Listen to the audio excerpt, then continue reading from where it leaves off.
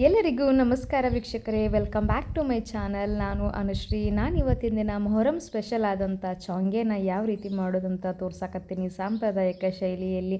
So ಯಾರೆಲ್ಲ ನೀವು ನಮ್ಮ ಚಾನಲ್ನ ಸಬ್ಸ್ಕ್ರೈಬ್ ಮಾಡ್ಕೊಂಡಿಲ್ಲ, ಪ್ಲೀಸ್ ದಯವಿಟ್ಟು ಸಬ್ಸ್ಕ್ರೈಬ್ ಮಾಡ್ಕೊಳ್ರಿ. ಹಂಗೆ ಬೆಲ್ ಬಟನ್ ಮೇಲೆ ಕ್ಲಿಕ್ ಮಾಡಿ ಒಂದು ಲೈಕ್ ಮಾಡಿರಿ. ಬನ್ರಿ ಇವತ್ತು ನೋಡಿ ನಾವು ಸ್ಟಾರ್ಟ್ ಮಾಡೋಣಂತ.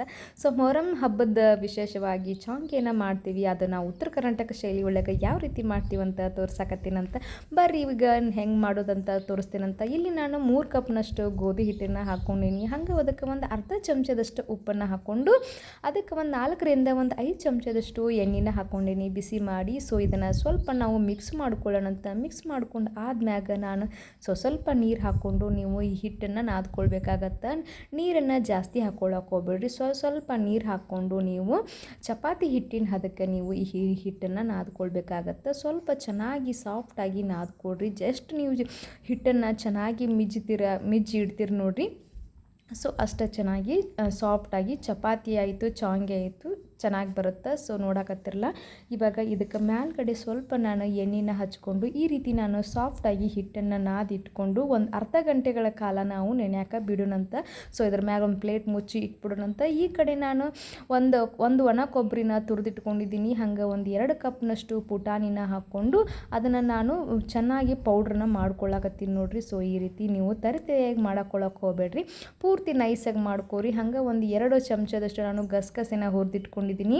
ಹಂಗೆ ಇದು ಸ್ವಲ್ಪ ಪುಟಾಣಿ ಹಿಟ್ಟು ಹಾಕ್ಕೊಂಡು ಅದ ಜಾರಿಗೆ ನಾನು ಒಂದು 5ರಿಂದ 6 ಏಲಕ್ಕಿ ಹಾಕ್ಕೊಂಡು ಅದನ್ನು ಪೌಡ್ರ್ ಮಾಡಿದ ಇದೇ ಪುಟಾಣಿ ಹಿಟ್ಟು ಒಳಗೆ ನಾನು ಮಿಕ್ಸ್ ಮಾಡ್ಕೊಳ್ಳಕತ್ತೀನಿ ನೋಡಿರಿ. ಸೊ ನೋಡಕತ್ತಿರಲ್ಲ, ಇವಾಗ ಇದನ್ನು ಸ್ವಲ್ಪ ಚೆನ್ನಾಗಿ ನಾವು ಮಿಕ್ಸ್ ಮಾಡ್ಕೊಳ್ಳೋಣಂತ. ಹಂಗೆ ಒಂದು ಅರ್ಧ ಕಪ್ನಷ್ಟು ನಾನು ತುಪ್ಪನ ಬಿಸಿ ಮಾಡಿ ಇಟ್ಕೊಂಡಿದ್ದೀನಿ. ಈ ಕಡೆ ಜೋನಿ ಬೆಲ್ಲನ ತೊಗೊಂಡಿದ್ದೀನಿ. ಸೊ ನೀವು ನಾರ್ಮಲ್ ಬೆಲ್ಲ ತೊಗೊಳೋರಾಗಿದ್ದರೆ ಸ್ವಲ್ಪ ಬೆಲ್ಲನ ಚೆನ್ನಾಗಿ ಜಜ್ಜಿಬಿಟ್ಟು ತೊಗೋಬೋದು. ಹಾಗೆ ನೀವು ಇಲ್ಲಿ ಸಕ್ಕರೆನೂ ಕೂಡ ಯೂಸ್ ಮಾಡ್ಕೋಬೋದು. ಸೊ ಇದು ಸಾಂಪ್ರದಾಯಿಕ ಶೈಲಿಯಲ್ಲಿ ಮಾಡ್ತಕ್ಕಂತಹ ಚೊಂಗೆನ ನಾನು ಬೆಲ್ಲ ಹಾಕಿ ತೋರ್ಸಕತ್ತೀನಿ ನಿಮ್ಗೆ. ಸೊ ಇವಾಗ ನಾವೇನು ಹಿಟ್ಟನ್ನು ನಾದಿಟ್ಕೊಂಡಿದ್ದೀವಿ ನೋಡಿರಿ, ಅದನ್ನು ಸ್ವಲ್ಪ ಚೆನ್ನಾಗಿ ಮಿಜ್ಕೊಂಡು ಇದು ಒಂದು ಸೈಜ್ ನಾನು ಕಣ್ಕನ ಮಾಡ್ಕೊಳ್ಳಕತ್ತೀನಿ, ಉಳ್ಳಿ ಮಾಡ್ಕೊಳ್ಳಕತ್ತೀನಿ. ಇಷ್ಟ ಸೈಜಿಗೆ ನಾನು ಉಳ್ಳಿನ ಮಾಡ್ಕೊಂಡಿದ್ದೀನಿ ನೋಡಿರಿ. ಇವಾಗ ಚೊಂಗೆ ಮಣಿನ ತೊಗೊಂಡಿದ್ದೀವಿ. ಸೊ ಇದಕ್ಕೆ ಚೊಂಗೆ ಮಣಿ ಅಂತ ಕರಿತೀವಿ ನೋಡಿರಿ.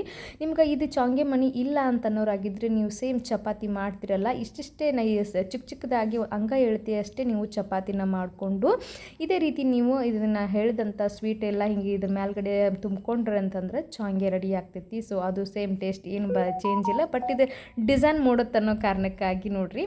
ಸೊ ಇವಾಗ ಇದ್ರ ಮೇಲೆ ಲಟ್ಟಿಸ್ಕೊಂಡು ನಾವು ಈ ರೀತಿ ತಗೊಂಡ್ವಿ ಅಂತಂದ್ರೆ ಡಿಸೈನ್ ಮೂಡುತ್ತೆ. ಸೊ ಇದನ್ನು ನೀವು ಲಟ್ಟಿಸೋವಾಗ ಹಿಂಗೆ ಚಪಾತಿ ನಾವು ಹೆಂಗೆ 2 ಸೈಡಿಂದ ಹಿಂಗೆ ಹೊಳಿಸಿ ಹಾಕಿ ಹಿಂಗೆ ನಾವು ಹೆಂಗೆ ಲಟ್ಟಿಸ್ತೇವಲ್ಲ, ಸೊ ಆ ರೀತಿ ಲಟ್ಟಿಸ್ಬಾರ್ದು. ಒಂದೇ ಕಡೆಯಿಂದ ಲಟ್ಟಿಸ್ಬೇಕು ನೋಡಿರಿ, ಅಂದರೆ ಡಿಸೈನ್ ಒಂದೇ ಕಡೆ ಮೂಡಬೇಕಿದೆ. ಸೊ ಹಾಗಾಗಿ ಇವಾಗ ನೋಡಿರಿ, ಇದು ಓಪನ್ ಮಾಡಿದ್ವಿ ಅಂತಂದ್ರೆ ಈ ರೀತಿ ಚೆನ್ನಾಗಿ ಡಿಸೈನ್ ಮೂಡಿರುತ್ತೆ ನೋಡಿ. ಇವಾಗ ಚೊಂಗೆ ಲಟ್ಟಿಸಿಟ್ಕೊಂಡಿವಿ. ಈ ಕಡೆ ಹಂಚನ್ನು ಕಾಯಕ್ಕಿಟ್ಟಿದ್ದೆ ನಾನು.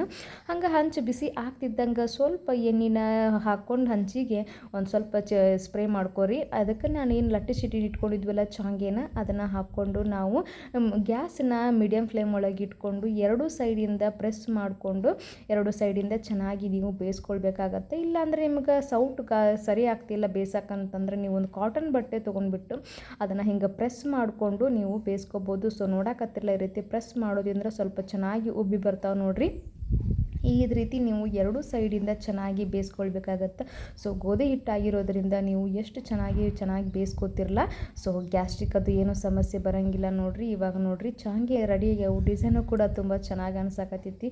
ಹಂಗೆ ಈ ಮಕ್ಕಳಿಗೂ ಕೂಡ ಇಷ್ಟ ಆಗ್ತೈತೆ ನೋಡಿರಿ. ಈ ಮೊಹರಂ ಹಬ್ಬದೊಳಗೆ ಈ ರೀತಿ ಉತ್ತರ ಕರ್ನಾಟಕದ ಮನೆ ಒಳಗೆ ಎಲ್ಲರ ಮನೆ ಒಳಗೂ ಚೊಂಗೆನ ಮಾಡ್ತಾಯಿವಿ ನೋಡಿರಿ. ನಾವು ಈ ಹಬ್ಬನ ಹಿಂದೂ ಮುಸ್ಲಿಂ ಎಲ್ಲರೂ ಸೇರಿ ಆಚರಿಸುವಂಥ ಹಬ್ಬ ನಮ್ಮದು ಮೊಹರಂ ಹಬ್ಬ ನೋಡಿರಿ.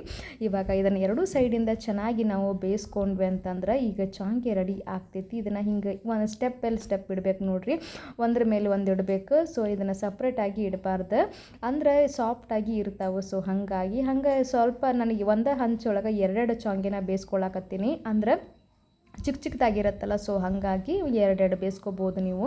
ಇವಾಗ ನೋಡಿರಿ ಈ ರೀತಿ ಚೊಂಗೆನ ಮಾಡಿ ಇಟ್ಕೊಂಡಿದ್ದೀನಿ. ಇವಾಗ ನಾವು ಅದಕ್ಕೆ ಸ್ವೀಟನ್ನ ತುಂಬೋಣಂತ. ಹೆಂಗಂತಂದ್ರೆ ತೋರಿಸ್ತೀನಿ.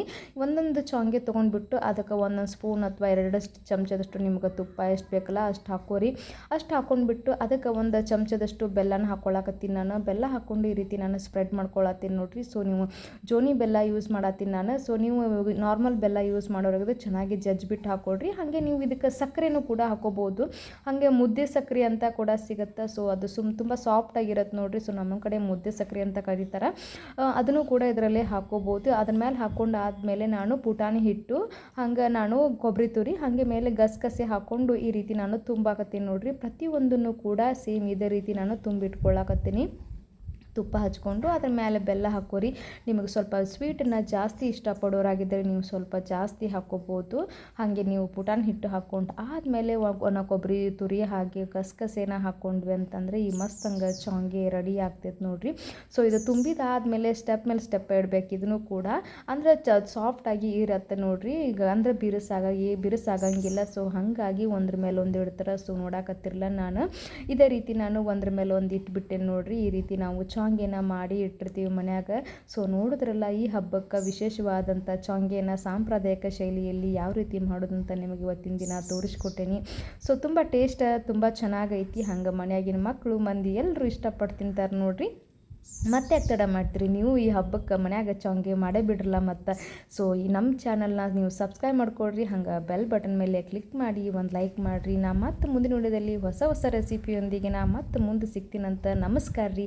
ಅಲ್ಲಿವರೆಗೂ ನೀವೇನು ಮಾಡಬೇಕಪ್ಪ ಅಂತಂದ್ರೆ ಇದನ್ನು ಒಂದು ಸಲ ನೀವು ಟ್ರೈ ಮಾಡಿರಿ.